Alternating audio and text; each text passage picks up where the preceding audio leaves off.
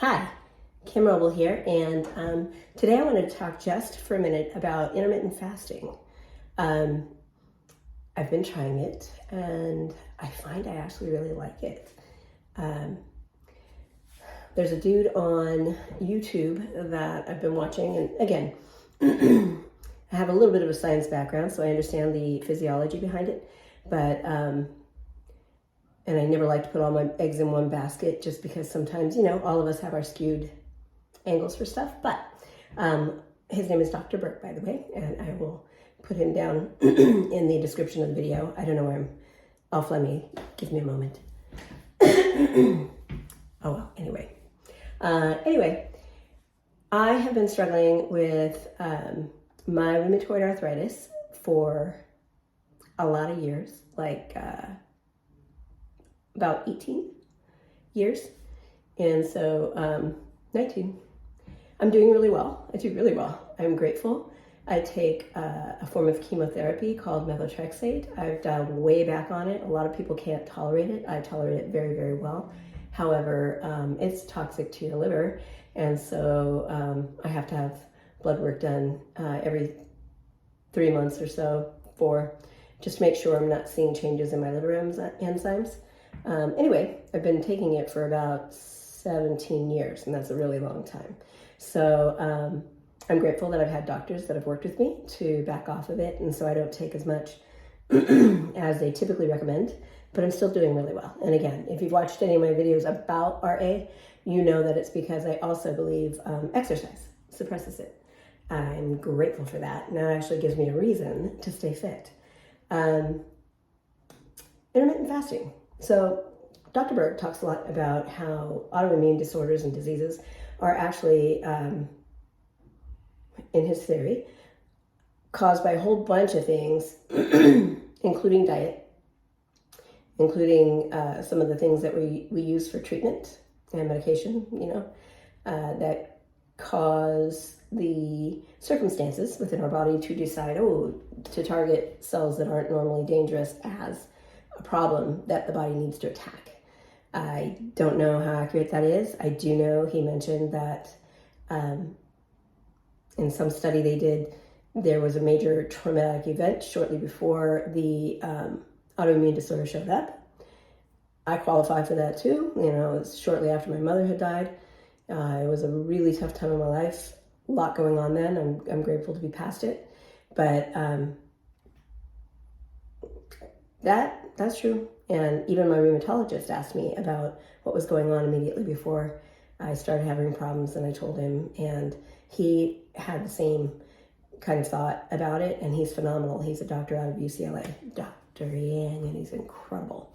Anyway, long story short, intermittent fasting is Dr. Berg. He's a DO or a chiropractor or something. That's his solution for everything, everything. Intermittent fasting, not just like 16 8-hour, but like one meal a day, as well as prolonged fasting from 2 to 5 days.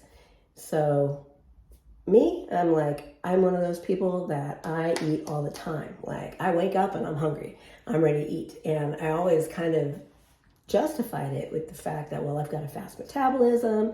I've got a lot of muscle. I just need to. I never considered that. Again, I was raised on 3 square meals a day and, snacks in between and junk food and bread.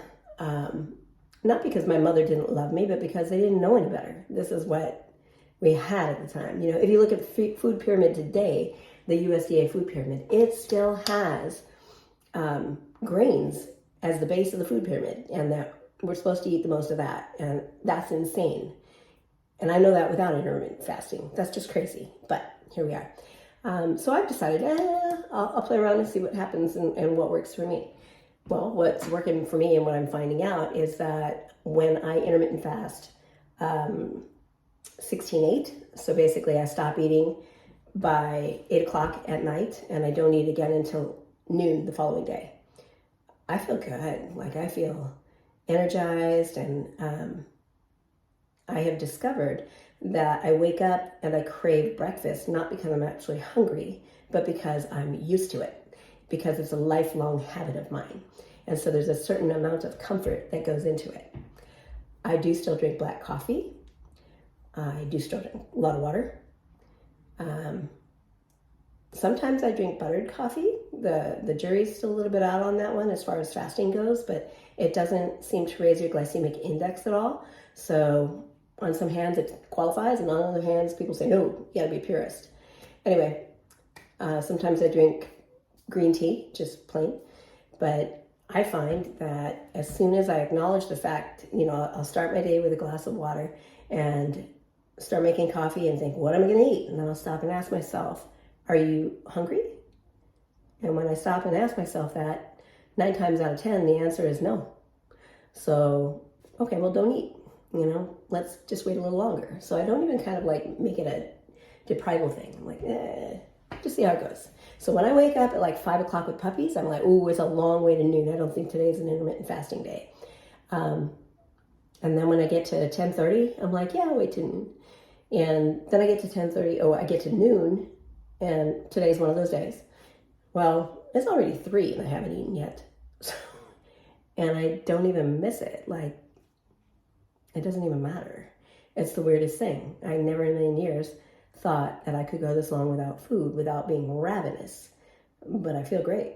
So at this point, I've decided, oops, today is going to be a 1 meal a day day. I could go on to like a 24 or 48 hour fast, but no thank you. I go back to work tomorrow, and I'm going to celebrate tonight with a nice dinner. So I guess I wanted to bring it up because I'm curious about what your experience with fasting has been. Again, for my life, fasting has always been an absolutely no.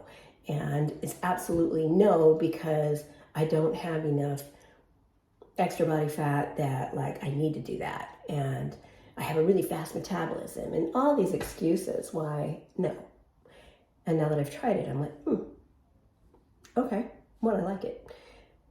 2, if studies and research and Dr. Berg and my rheumatologist are to be trusted and are right in any capacity, which I firmly believe they are in a lot of capacities, and I absolutely trust my rheumatologist. Prolonged periods of not eating allow your body to go through the process of cleaning up the dead cells and the damaged cells. And that's a really important process.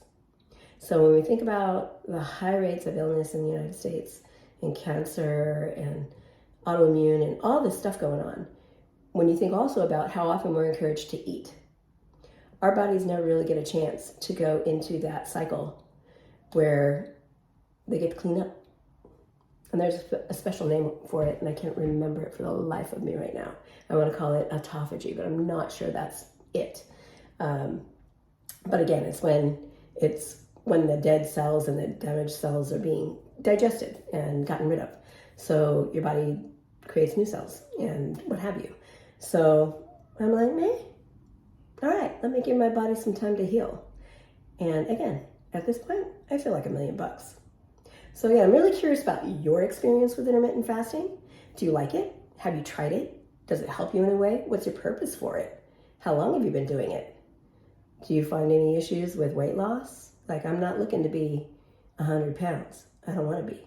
Like, you'll see me at 100 pounds someday if I'm sick. I don't ever want that to be me. So again, and if it is me, I'm going to fast more to try and cure it, whatever it is. And then I'll get littler. So enough of that. My name is Kim Roble. I am interested in your comments, fitness and health, spiritual wellness are all really important to me, life balance. And I'm just kind of honestly, I feel like I'm in the prime of my life trying to figure it all out, what it's going to look like for me.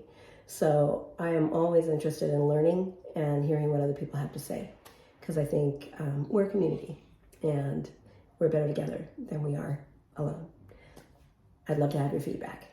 Have a great day.